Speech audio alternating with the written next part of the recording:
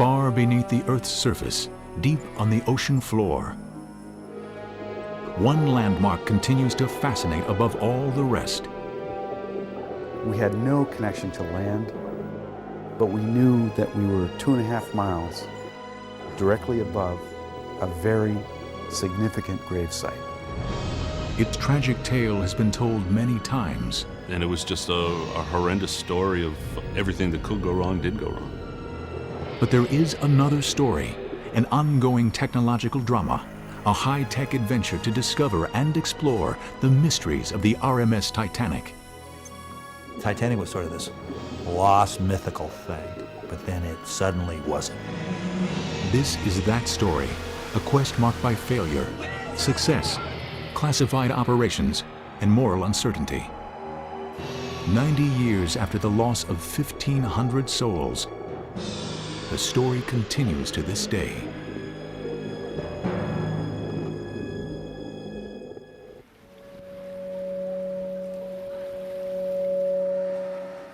In the summer of 2001, imaging researchers from Woods Hole Oceanographic Institution in Massachusetts returned to this extraordinary wreck site aboard Russian submersibles. The latest challenge, fine-tuning underwater high-definition cameras to capture Titanic in a clarity yet to be seen. The story of Titanic and the story of ocean technology are inseparable. Titanic serves both as inspiration, daring scientists to create new technology, and as a proving ground for their latest equipment and instruments. This is the story of those people, the amazing gear they develop, and the almost insurmountable challenges they face. I'm hoping that the resolution and quality of the high-definition systems that we're using will really bring the experience, the feeling that you're actually there. There's a lot of science that can be done on Titanic. We know that the day that it hit the bottom of the ocean. So we can study the impact of Titanic on the seafloor. We can study the kinds of animals that have made Titanic their home. But there is a paradox to this mysterious place. The closer technology brings us, and the clearer the picture, the more we become enveloped in its mysteries. By the late 1990s, anyone with a spare $36,000 can rent a Russian submarine, one of the handful capable of reaching Titanic's great depths. The two Mir submarines regularly take the trip 2.5 miles down. That's 36 football fields or 9 Empire State Buildings. Today, it's all become rather routine. Of course, as any submersible pilot will tell you, one minor breach in the hull could mean that your head is about to be squashed like a tomato. Whenever we do see little drips, and we do see them, the first thing you do is taste it. And hopefully it tastes like fresh water, which is just condensate within the sphere. If it's salty, then you definitely have a problem. Working in 6,000 pounds a square inch, which really is the analogy of if you were to balance 2 double-decker buses onto a thumbnail, that's the equivalent local displacement of that pressure. Woods Hole is in the science business, not the shipwreck business, so they take a hands-off approach to the site. They play no part in the salvaging of artifacts, a for-profit business that began back in 1987. The exhibitions of those artifacts feed the ever-growing epidemic of Titanomania and the legions of self-proclaimed Titanic fanatics.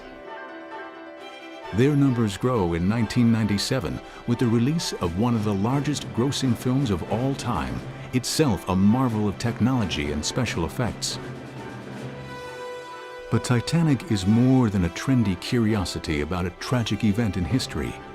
It's a cautionary tale about blind faith in technology. Even the ship's captain was dazzled by state-of-the-art shipbuilding.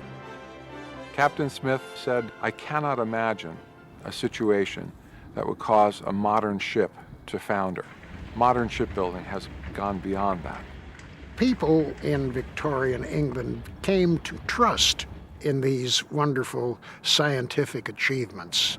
They put their reliance on the designer, on the builder, much as we do today. April 10th, 1912.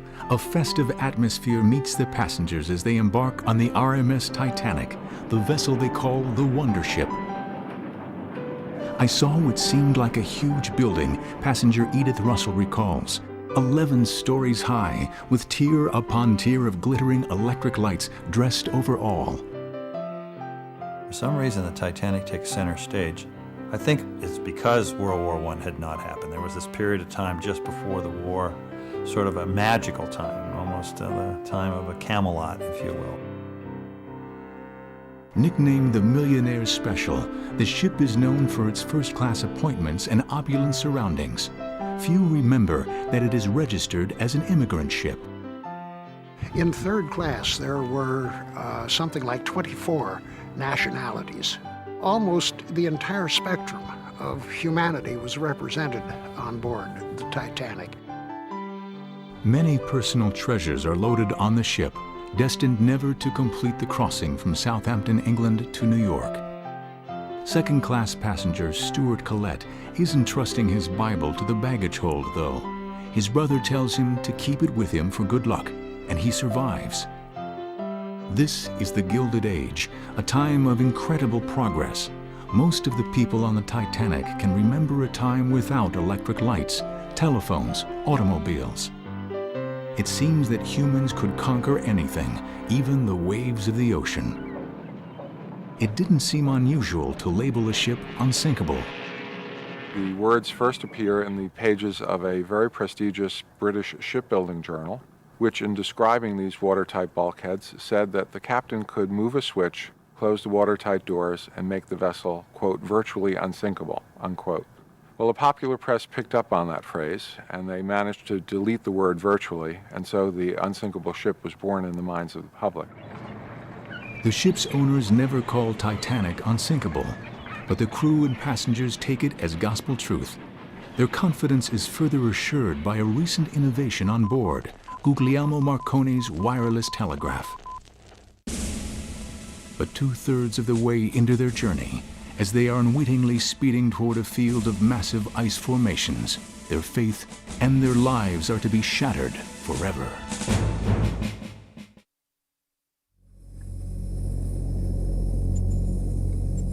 The mighty bow of the Titanic, with its dripping rusticles, has become an icon of the last decade of the 20th century.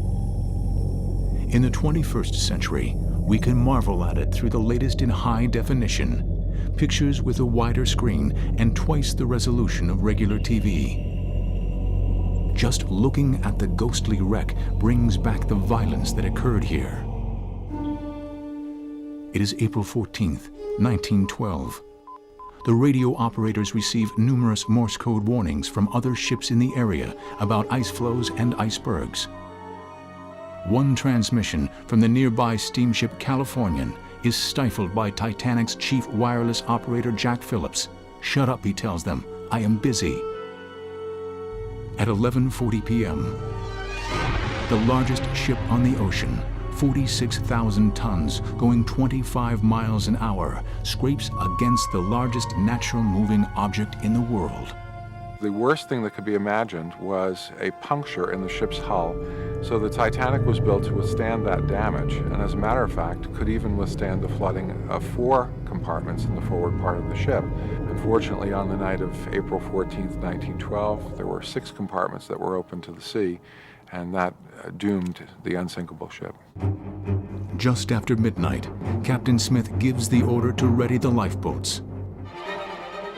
The sea temperature is 28 degrees, and there are only enough lifeboats for roughly half of the 2,200 people on board, and even those go out partially filled.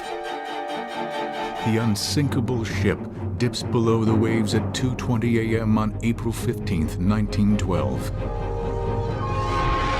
It breaks into 2 pieces and plunges over 2 miles to the floor of the Atlantic. More than 1,500 souls are lost.